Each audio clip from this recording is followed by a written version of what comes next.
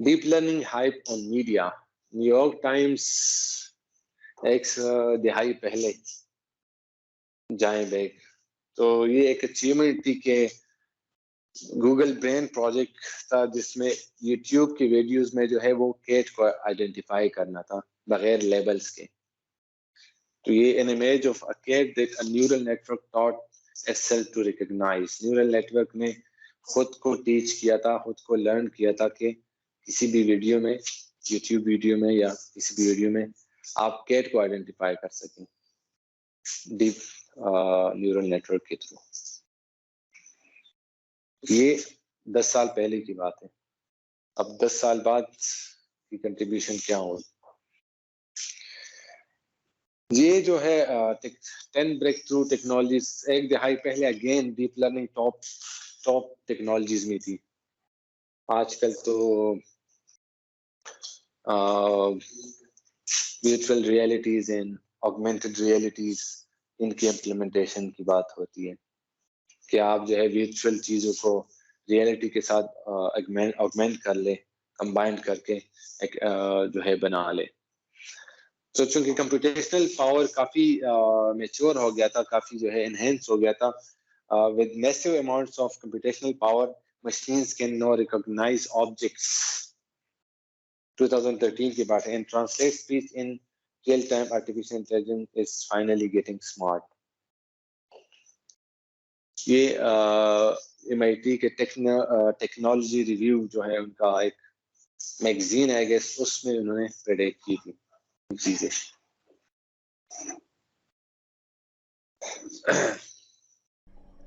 जो आपके मोबाइल में एप्लीकेशन यूज होती है, फॉर एग्जांपल सिरी हो गया आपका, गूगल वॉइस सर्च है, एस वॉइस है, सैमसंग वॉइस है, वो कितनी उसकी एक्यूरेसी है। तो अगर आप इस चार्ट को देखें तो जो एरर रेट था वो 90 में 35% था ऑलमोस्ट। बट जैसे ही डीप लर्निंग आती गई तो वो उसकी एक्यूरेसी अराउंड 11% तक हो गई थी।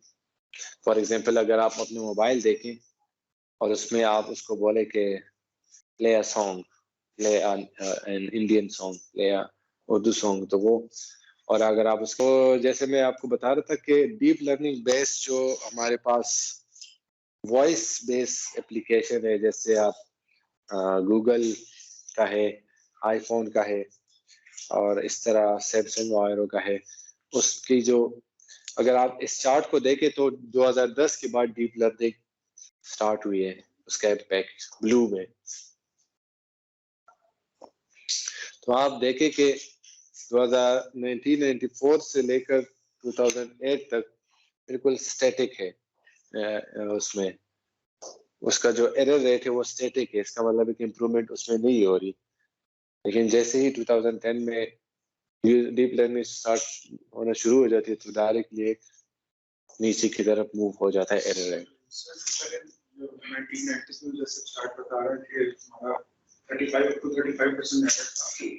ये फिर मतलब आगे 1992 में कम हुआ, तो ये फोन कैसे कम हुआ, किस बेस पे? ये मुख्तलिफ एल्गोरिदम हो सकती है, जो कंप्यूटर विजन बेस या जो वॉइस बेस एल्गोरिदम है, जनरल प्रोबेबिलिटिकल मॉडल्स हो गई, गाउसियन मेथड्स हो गए मुख्तलिफ, उसके थ्रू ये जो कन्वेंशनल आपके पास एनालिटिकल मॉडल्स है उसके थ्रू होते थे। डीप लर्निंग एक्चुअली इसमें एक स्लाइड्स है आगे जिसमें थोड़ा सा बताया गया है कि डीप लर्निंग के गॉडफादर कौन है और डीप लर्निंग कब स्टार्ट हुई है। ये एक्चुअली 90s और 80s में डीप लर्निंग कॉन्सेप्ट आ गए थे, बट ये स्लीपिंग मोड में चले गए थे क्योंकि कंप्यूटेशनल पावर इतनी ज्यादा नहीं थी, तो इस वजह से वो शेल्व हो गए थे। जैसे ही जीपीयूज वगैरह 2010 के बाद आना शुरू हो गई तो अगेन वो एल्गोरिथम जो 90s में और 80s में बने थे वो दोबारा जो है वो जाग गए और लोगों ने एकदम यूज करना शुरू कर दिया। देन एक ImageNet का एक कंपटीशन होता है वर्ल्ड वाइड, आप लोग को पता भी होगा। तो इसका जो 2010 में अगर देखें तो एरर 28.2% था। देन जो आप डिक्रीज होता हुआ 12 में 16% तक आ गया। मुख्तलिफ ये अगर ये लाइन देखे तो शेलो नेट था, एक डीप न्यूरल नेटवर्क होता है, एक शेलो नेटवर्क होता है, ठीक।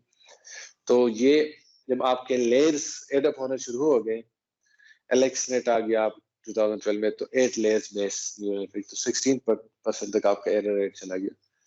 देन जब आपके पास ImageNet लार्ज स्केल, ये आगे हम पढ़ेंगे कि ये क्या चीज है, ILSVRC, ये इसके बारे में पढ़ेंगे कि क्या चीज है, थोड़ा सा आगे स्लाइड्स में है। तो 13 में ये 11% हो गया। देन जब 19 लेयर्स हो गई आपका जो है BGG में 14 में, तब आपका रेट 7.3 हो गया। एंड देन 14 में 6.7 हो गया। जब ResNet आ गया तो 3.57 तक एरर रेट ड्रॉप हो गया। बट अगर आप इधर देखें तो जो नंबर ऑफ लेयर्स है वो 152 तक चले गए।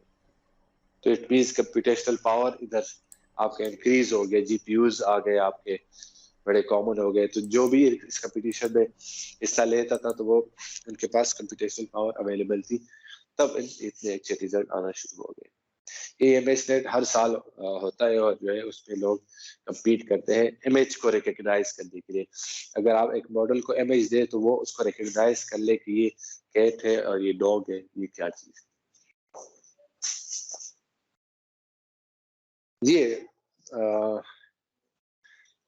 कुछ फेस आइडेंटिफिकेशन, अगर आप इसको देखें, tell whether these are same और नॉट। आपको क्या लगता है कि ये जो खातून है और साहब है, ये सेम है या डिफरेंट है? इसकी अगर आप कंपैरिजन देखें तो 4% से लेकर, ये कंपैरिजन है। ह्यूमन जो है, ह्यूमन की आइडेंटिफिकेशन है वो अराउंड 1.5 या 1.2% है। बट ये माइक्रोसॉफ्ट का जो मॉडल है, फेसबुक का है एंड गूगल का है, वो उसको इस लेवल तक ले आए। 3% रेट है आई गेस।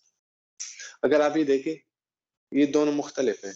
ये सक्सेस रेट है तो नहीं, ये एरर रेट है, एरर रेट। तो अगर आप ये देखें तो ये एक्चुअली, अगर ये देखें कि मुझे नहीं है, बट वो लग रहा है कि वो एक ही है, बट वो डिफरेंट है।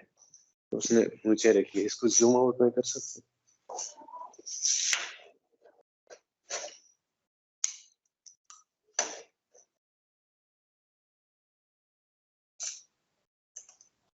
और नहीं हो सकता। तो ये सेम है फर्स्ट वाला, और जो दूसरा है वो डिफरेंट है। तो आप खुद सोचे, इस चीज को डीप लर्निंग के थ्रू रिकग्नाइज किया जाता है कि जो ह्यूमन है वो, उसके लिए भी डिफिकल्ट है इसको डिफरेंशिएट करना। तो ये डीप लर्निंग के कमालात है। आपको लगता है कि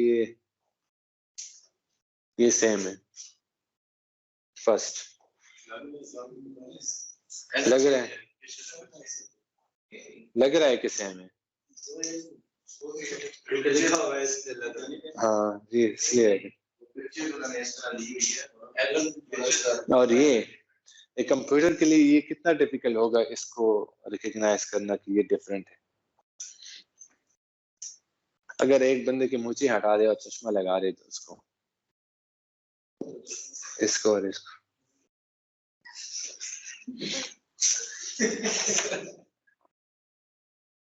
देन आपका है एक machine translation, real time translation. अगर आप जो है लाइव, आजकल अगर आप गूगल ट्रांसलेटर, जो लोग बाहर स्टडी करते हैं उनको बड़ा काम आता है ये। गूगल ट्रांसलेटर होता है, वो लाइव वो ट्रांसलेट कर रहा था। अगर फॉर एग्जांपल अगर आप कोरिया में है तो किसी चीज पे इंस्ट्रक्शन 100% कोरियन में लिखी हुई थी, तो जो बंदा होता है वो फॉरेनर होता है, उसको कोरियन नहीं आती, उसके लिए बड़ा मुश्किल होता है उसको समझना। यस, गूगल लेंस एक नया अपडेटेड है वर्जन है गूगल का, उसमें आप जो है किसी भी स्क्रिप्ट पे रख के और लाइव आपको चेंज करके दे देता है। तो अगर ये रियल टाइम ट्रांसलेशन है, अगर फॉर एग्जांपल ये हिंदी में इंग्लिश एग्जांपल जो है इंग्लिश को हिंदी में ट्रांसलेट किया हुआ। I am originally from Dublin but know live in Edinburgh. तो उसको रियल टाइम पे ट्रांसलेट कर रहा है। Natural language processing LSTM based अक्सर औकात ये होती है।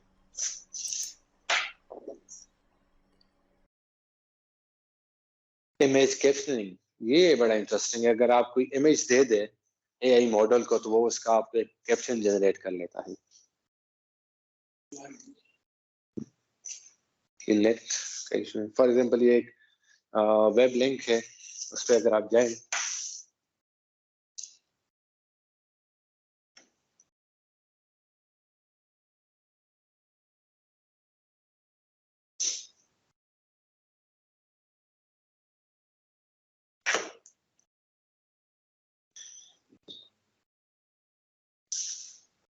तो फॉर एग्जांपल ये इस इमेज में आपने एक इमेज दे दिया इस लिंक में, तो उसने आपको उस इमेज की कैप्शन दे दी कि इमेज जो है वो intelligent image captioning a view of grassy, इस तरह कुछ इमेज दे दिया जो कि ग्रासी है। तो उसके बारे में इमेज को उसने रीड किया कि इमेज में क्या है। फॉर एग्जांपल ग्रास है, ह्यूमन है। अगर किसी इमेज में ह्यूमन जो है दौड़ रहा है किसी ग्रास पे, आप खड़ा है तो वो कहेगा कि a man standing in a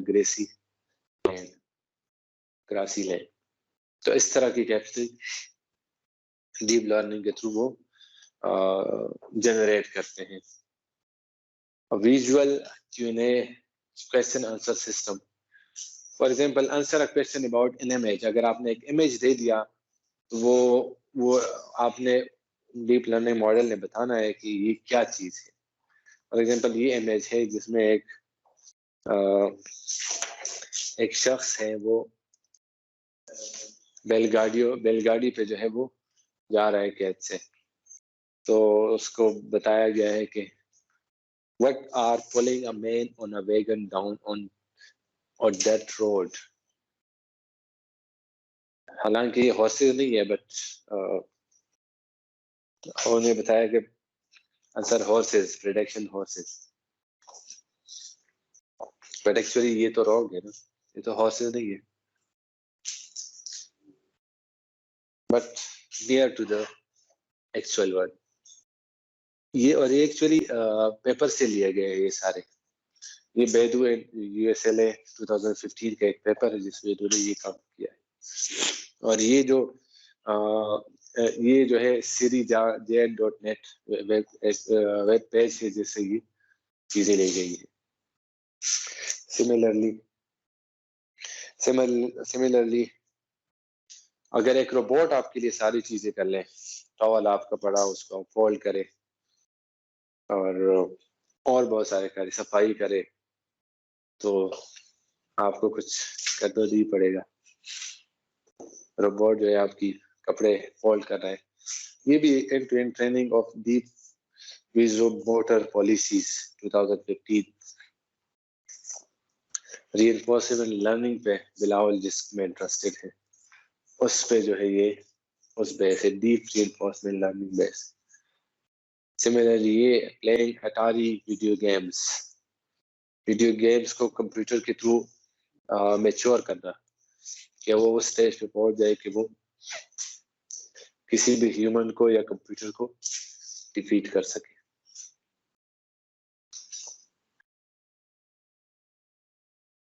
ये है अगेन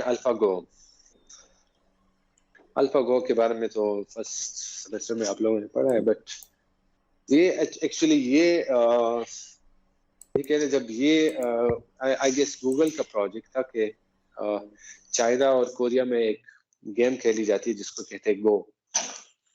पाकिस्तान में भी इस तरह की गेम्स खेली जाती है, बट ये बड़ा वो उनके यहाँ बड़ा ट्रेडिशनल गेम है।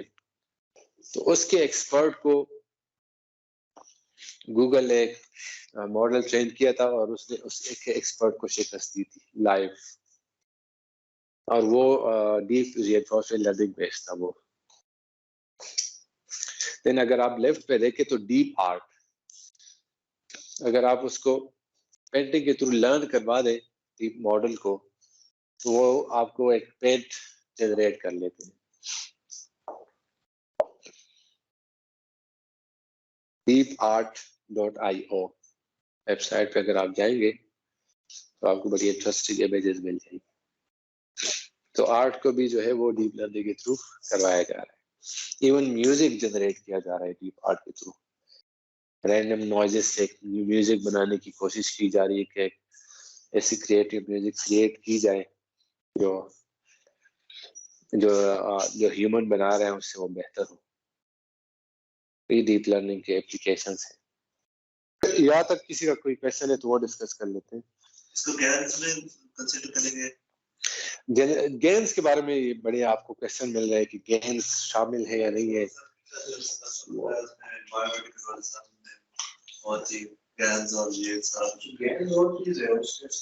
गेम्स में भी गेम्स के थ्रू देखना पड़ेगा। गेम्स एक्चुअली एक एल्गोरिथम है, जनरेटिव एडवर्सरियल नेटवर्क उसको कहते हैं। वो एक्चुअली उसका कॉन्सेप्ट ये है कि आप एक नया इमेज क्रिएट कर दे, नए इमेजेस क्रिएट कर दे जीरो से। उसका तरीका ये है कि आप एक इमेज देते हैं उसको और एक इमेज वो रैंडमली जनरेट करता है। जनरेटेड इमेज का उस इमेज के साथ कंपैरिजन होता है और उसमें जो कंपैरिजन है वो उसको फीडबैक दिया जाता है सिस्टम को। फिर वो उस चेंजेस को कंसिडर करता है एंड देन उसमें इम्प्रूवमेंट लाता है इमेज को। और ये इस तरह ट्रेन होते होते एक इमेज जो है वो मिल जाती है। डेटा के यूज होते हैं। कोई पेशेंट का डेटा है तो यूज कर सकते हैं जो इमेज फेक इमेज बना सकता है बेसिकली। हाँ यस, फेक इमेजेस क्रिएट हो सकती है। तो जैसे आपने फेसबुक वगैरह पे देखे होंगे कि ओबामा जो है साहब डांस कर रहे हैं, सर हिला रहे हैं, तो इस तरह की चीजें उस पर क्रिएट की हैं कि वो जो है वो इमेज के ऊपर वो मूवमेंट ला रहे हैं, हेड मूवमेंट ला रहे हैं, तो एक्चुअली इमेजेस जनरेट करके उससे वीडियो। तो मे भी वो गेम्स पे हो प्रोबेबली। तो गेम्स काफी इंटरेस्टिंग। सेमेस्टर में इनको शुरू में गेम्स के बारे में थोड़ा सा बताया था, लोगों ने बायोमेडिकल में आप लोगों ने पढ़ा था। तो वो एक अच्छा एरिया है, इंटरेस्टिंग है, लोगों को बड़ा इंटरेस्टिंग लगता है कि इमेज जो है क्रिएट की जाए। अल्फागो ये एक्चुअली बड़ा, इसकी वीडियो आप देख सकते हैं यूट्यूब पे। अल्फागो लिखिए यूट्यूब पे तो आपको वो मैच जो हुआ था वो आप लाइव भी देख सकते हैं कि किस तरह एक कंप्यूटर जो है वो ह्यूमन के साथ खेल रहे हैं। एक कंप्यूटर वो उस इमेज को देख रहा होता है कि ह्यूमन ने कैसी चाल चली है, तो आप उसका जो मॉडल ट्रेन हुआ होता है उस सारी चीज को वो देखता है कि इसकी प्रोबेबल मूवमेंट क्या हो सकती है, तो उसके मुताबिक वो चाल चलता है। अगर किसी को उसका पता हो शतरंज वगैरह, चेस जो है, चेस से ज्यादा मुश्किल है क्योंकि चेस में आपके आई गेस टोटल 8 वो होते हैं, एलिमेंट्स होते हैं या 10 होते हैं, कुछ इस तरह होता है, 10 होते हैं। बट इसमें अगर आप देखें तो बहुत ज्यादा है, की प्रोबेबिलिटी बहुत हाई है। इसके ऐप भी आप डाउनलोड कर सकते हैं, खेल सकते हैं कि किस तरह खेली जाती है, आपको आइडिया हो जाएगा कि ये गेम कितनी मुश्किल है। इस तरह करते कि ये जो deepart.io है इसकी तरफ जाते हैं कि आजकल इसमें क्या चल रहा है।